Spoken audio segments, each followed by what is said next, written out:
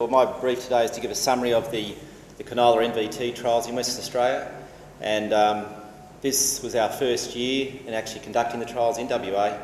We've been involved since the inception of NVT in the eastern states, and I manage those programs when we're doing work in Queensland, New South Wales and Victoria.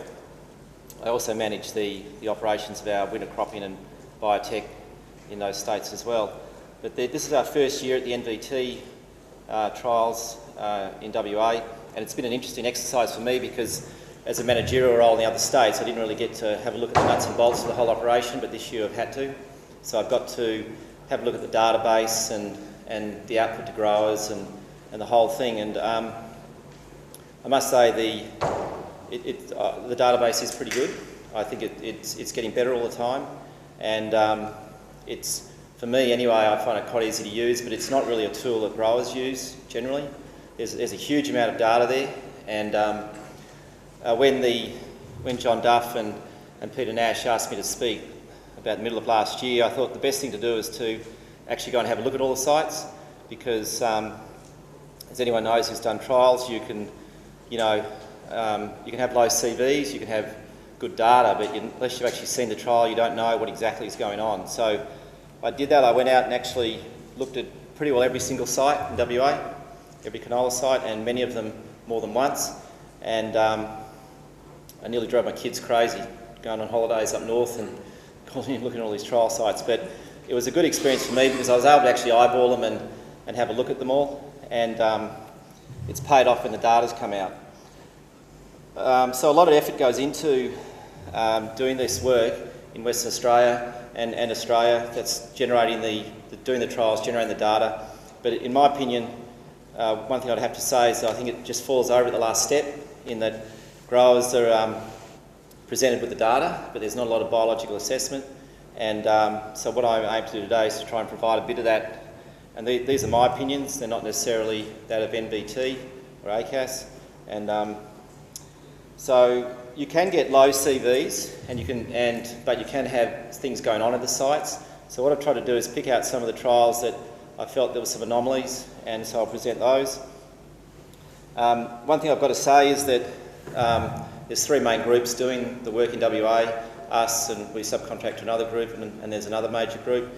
And in no way I purposely left the names off all the sites because I'm not interested at all about who's done the trials. As anyone knows, that you can get individual operators doing good work in one region, not another, and it's not necessarily a reflection of the company. So you can actually have people doing a good job in one region and a poor job in the same region. They just do random things sometimes. So I'm not at all picking on anyone, and so just want to make that clear at the start. I'm presenting the data as the actual trial data, not because the metadata aren't available at the moment.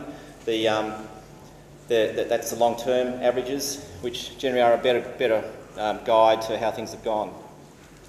So firstly I'm going to go through on what I felt the good sites were in WA, and what sites were okay, but the data was not quite as useful. Some sites failed obviously to the dry year, in particular in the south and the southeast. Some were released but had some suspect data that you of course can use, but I'm just pointing out some of the reasons why I feel it's suspect, and some did fail for management issues.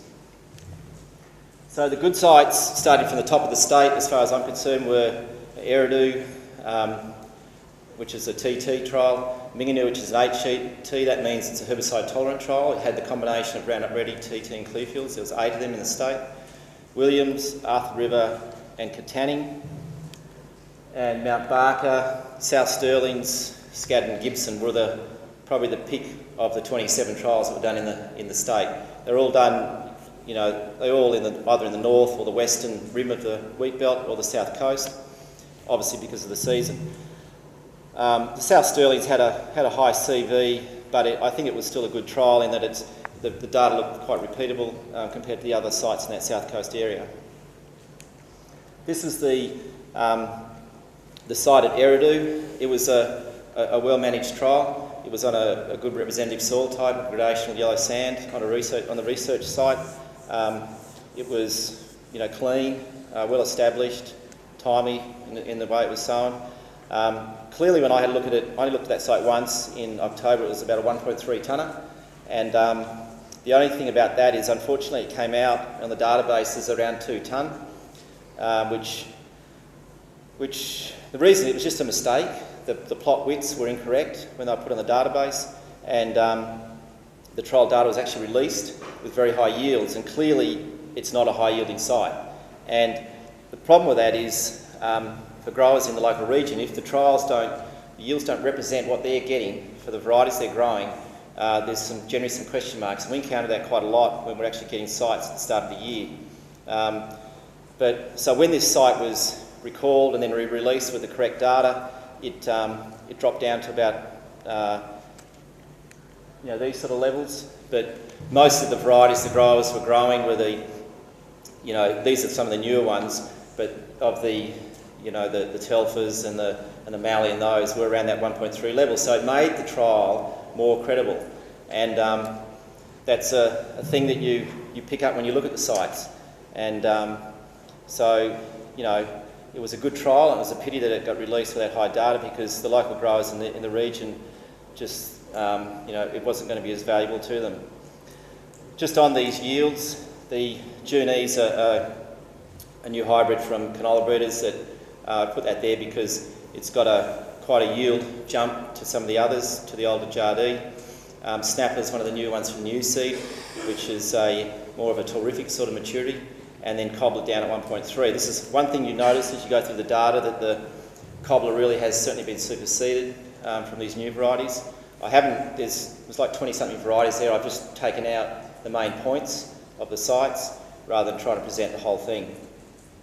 So that was a good trial, good representative yield, and the rankings were pretty, if you want to use some data in that north, that's probably the pick of them. This is the Minginoo HT trial. This was another good site. It was on a field day site. It was well managed, clean, well established. Rep 1 was a bit gappy. You can see there, that's where the post is, it's Rep 1. Rep 2 and 3 were better, but again, a good trial. And it was on a good representative soil type. The time of sowing was good, and the management was good. This data is quite valuable because there was only really 3 HT trials, in my opinion, that were any good in the state, and these rankings are fairly well what you would find. There's a couple of thousand NVT canola plots that are done in the state, and we do about 10 times that many, so we do about 20,000 for the breeders, and so I've got a bit of an insight into how some of these things are ranking because we do that. And last year, at my talk here, I had access to some of that data and alluded to the sort of yields that some of these hybrids will be getting in the future, and 404 was one of those, and that certainly was one of the standing lights last year. Unfortunately, it's not really available to grow this year, but it's certainly a quantum leap in yield potential. Eclipse was another good variety that was released, again from canola breeders, and I put 502 in there as a sort of the standard that most of the canola grown last year was either 502 or Scorpion or similar, and you can see both of those are, even though significantly there's not much in it, particularly for the Eclipse over the Hyola, that ranking I would hold a bit of credibility. The TTs rank lower, and that's a nice separation of what you would normally expect. And I put Tanami in there because that's probably one of the better. It's more of a composite type short season TT that has been fairly widely grown up there. But you can see the new, well, Mallie's not quite as new as it's a little bit newer, but not. It's not. It was released a couple of years ago, and those hybrid TTs do generally yield higher, mainly because of that early vigour, and that's a good representative site for that. So that was a ripper of a trial, and that information is, I think, going to be quite valuable because of the lack of actual data that was generated due to the dry year.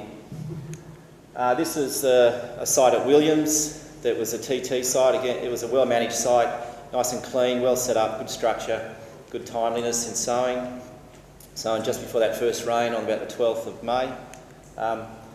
The main points of this site that I want to pull out is the new TT from Packseed Crusher, which was probably another shining light from last year, and certainly one that I think will will go well in the medium rainfall zones. So that's more, 250 to, well, probably 275, 350 growing season. Better than GRD at this, I would, at that site, but I would say generally it probably is in those better rainfall areas. And again, you can see it's ahead of cobbler. So that was a good site. There was the data there, I think, is quite good, and another one that you could use. This is the site at Arthur River, another good site, good structure, well set up, good timing, sowing, well laid out.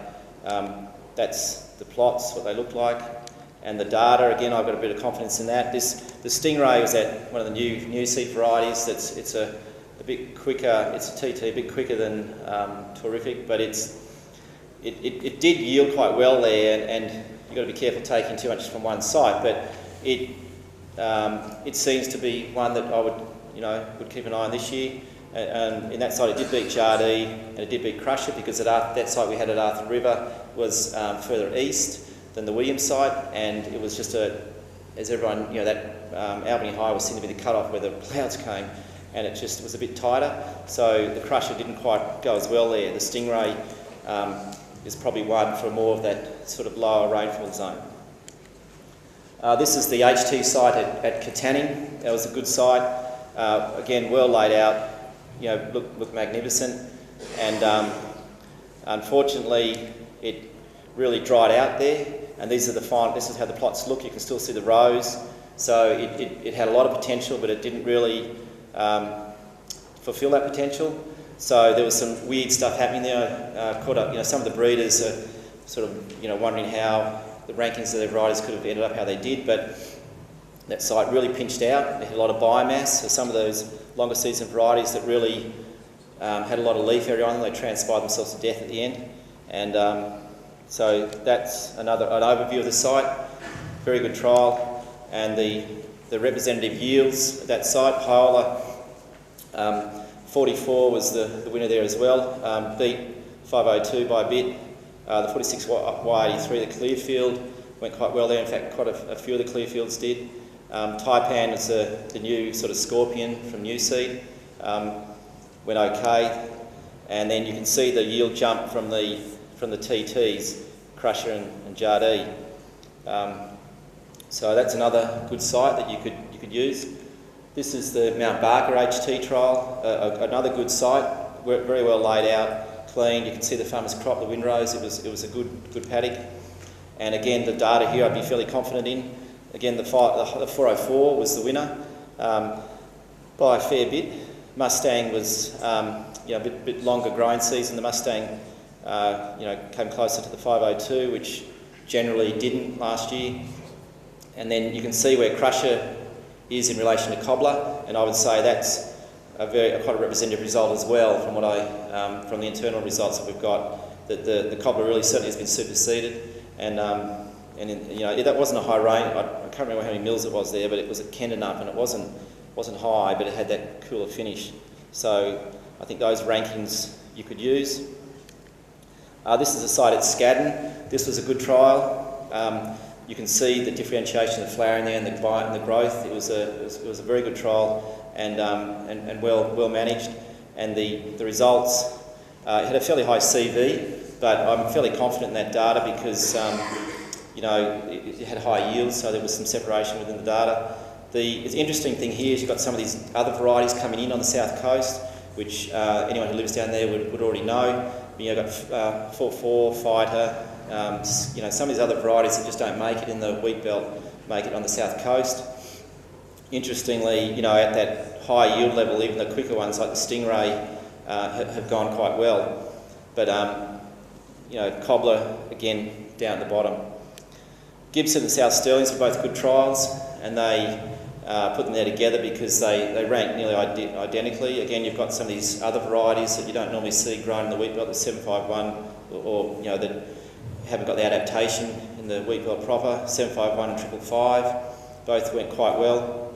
And then Snapper and Stingray. Snapper's just a bit longer season than Stingray, the new seed varieties.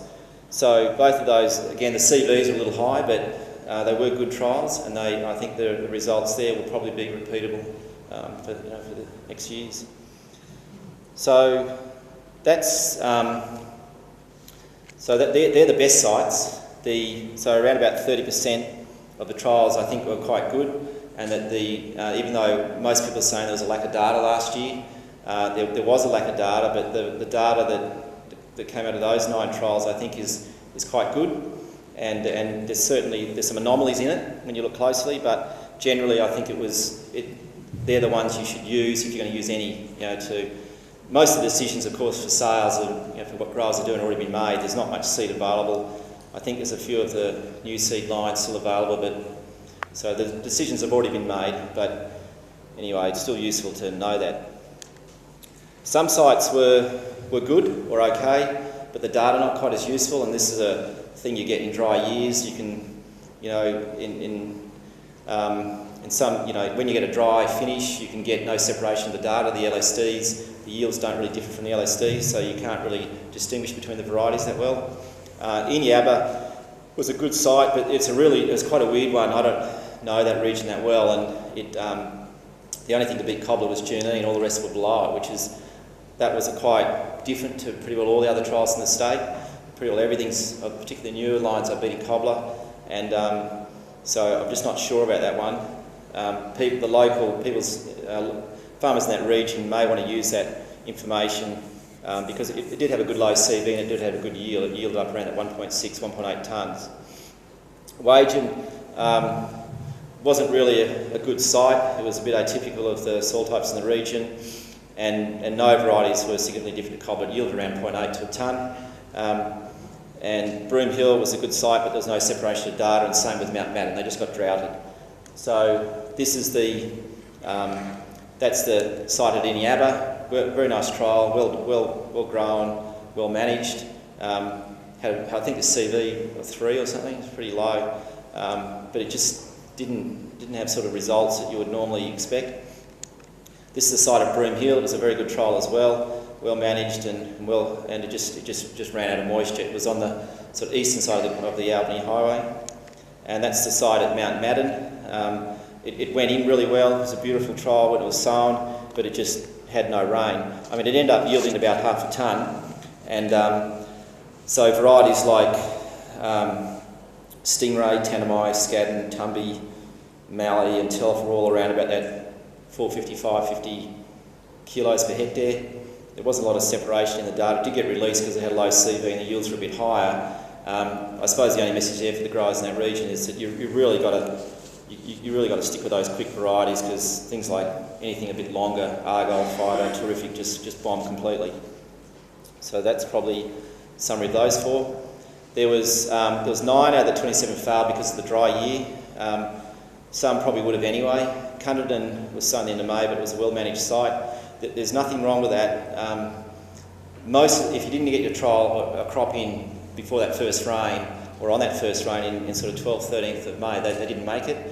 And that site was sown on the 27th, which is normally not a problem. In fact, you want some spread in your sowing dates, so there's no fault of the contractor there at all. It was a very well managed site, but it just ran out of moisture. Kellerberrin was a pretty variable site. I think that probably wouldn't have come to it. I think the data would have been a bit variable anyway if that did manage to get through. Corrigan was a fairly poor site in that it had a fair bit of wash down one end that was more noticeable this year because it was so dry, but I think that could have maybe not made it either if it was a better year. Judinnon failed, but it's failed there for several years in a row. I think that site's going to get dragged to another area. Coconut didn't make it because it had it merged over a couple of months. It was on a non-wetting red gum sand. There was a trial in the same paddock 100 metres away that went very well. It was a pack seed trial that Justin put up the data, so it went about 1.8 tonnes. So it was just one of those quirks of the season, unfortunately. Wickerpen was too dry. Nibing had a low CV, but very low yield, and so did Lake Grace, although there's a couple of interesting things there. Hayden just didn't rain. So probably 7 out of the 9 failed because of the year, and one probably would have failed. So that's the Kellerberrin site, and the Corrigan may have as well, just to poor site selection. This is the Cunderton site. You can see it was a it was on a field day site. One of the things I did notice is driving around that any of the NVTs that were associated with any sort of field day sites were much better managed than the ones that weren't. And this had perfect structure, good emergence, well managed, just bombed because it didn't rain. Although saying that, we had a lot of sites not far away. This is at Cowring, so just a bit further south and west. It went over a tonne. It was a big breeder site. And we also had a site just north that went quite well as well. That was a Roundup Ready site. So we actually have breeders jumping on the plane with the seed on the 1st of May and turning up, meeting the APIS guys at the airport and giving us the seed so we can sow them dry. And unfortunately, with Cunderdin, it got sown a bit late for the year. And as I say, normally that wouldn't have been a problem, but because of that, it didn't make it. So there's a data point lost. This is the site at Kellerberrin. Kellerberrin had a really rough year, and it just was a bit pockety where the rain came. But that site there, you can see in range 1, that was a bit gappy. Range 2 and 3 were okay, but it ran out of moisture. I think in part their site selection, that could have probably failed anyway, just to the nature of the site. Niabin and Lake Grace were interesting in that they both had low yields, around about that 300 kilos, but they both had low CVs. And I think the points, I suppose, for growers, they didn't get released, those 2 trials, because of low yields, but because they did have low CVs, you could possibly take something away from them. And I think the message from those, for the growers in those regions are that really the only varieties that had any chance at all were the really quicks, like the Tanami, Telfer, Snapper in one case at Niabin went okay, but Tanami again at Niabin. Junee it's an interesting variety, that Junee, which went well in the north, was up there with these quick varieties. It's not meant to be quick, but it may have some adaptation to low rainfall areas, so that's one to probably keep an eye on for the future. That's Lake Grace. Sites that were released but data is suspect. These 3, unfortunately, they're all HT trials. They, Kalingri, Mylan and Mangla, all had major structural problems with them. This is the one at Kalingri. On the database it said that rabbits ate the first rep, but the rabbits didn't eat the trial around it. And also the rabbits don't necessarily stop at the rep marker peg. It had the farmer driven through with his sprayer through one rep and then scalloped through the other rep. The interplot gap was about 1 metre. It was sown with an 8-row seeder on 6 rows, so the interplot gap was like you could have driven a motorbike, a 4-wheeler down it. It got released based on the 2 reps with a low CV, but it just had too many things going on there for my liking to think that it could have been a good site. It also, even on the database at the moment, it's still got a yield too high than what it should be, where the quick varieties are going 1.5 and the more medium varieties are going 1 tonne. When you actually put the correct plot widths in there, it comes back to a tonne and makes it more realistic for the growers. So if you are going to use that, that's what should have happened there. This is the site at Mylan, again, pretty scrappy site, lack of attention to detail. The trial itself wasn't too bad, but it just, when you have that lack of attention to detail, little things can show up. And this site here, that got absolutely slaughtered by aphids, and they actually selected out the varieties in the reps, and hence you can get a low CV. So this had a good CV, but it totally selected out some of the varieties. For example, Scorpion was 30% lower yielding than 502, which we know from a huge amount of data they're about line ball. So that data certainly skewed the varieties that were more susceptible to aphids. Now, that's something that growers should be working out, whether they want to protect the variety or not the NVT.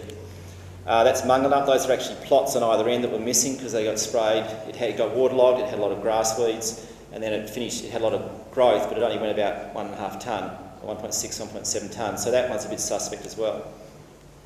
Sites that failed or would have failed were Greneth, Katani, Jerramunga. Greneth, unfortunately, was in a ripper of a farmer's paddock, but it didn't get desiccated. You can see there in the back, there's water harvesting along the outside rows, and therefore a very high CV. So that one certainly failed due to management. Katani was actually put in the totally wrong area, so it was a data point loss there. And so in summary, I would say, there's sort of 30% were good, 30% so were probably lost because of the year, so not a good strike rate. I think if one take-home message probably I would have for the NVT is that they've got to get the strike rate up, yeah, that's, you know, sort of, I was going to show you something on the one good thing about last year is we did some trials for the canola quality Junsia, 5 trials going from Bunting across to Darren, Kellerberrin, Bruce Rock and Niving. In all sites they yielded, and we got good data off them, and that's what they look like. And they yielded significantly higher than any of the TT canolas or Roundup Ready canolas. And so something to, they may not be in the NVTs this year, but they probably will next year. You can see the canola on the left sweating it up, and then the Junsia going well, and then you can see the lighter coloured plots, which are the canola plots, you know, crashing for moisture where the Junsias didn't. So if there's any one really exciting thing from last year would be that project's up for renewal at GRDC, and so hopefully that'll get renewed. Thank you. Is there room to, let's say, a confidence rating on a trial? Yeah, that's definitely something that the breeders have been discussing with me, and certainly something that I would suggest that needs to happen, because the management of the NVT trials is certainly lacking that.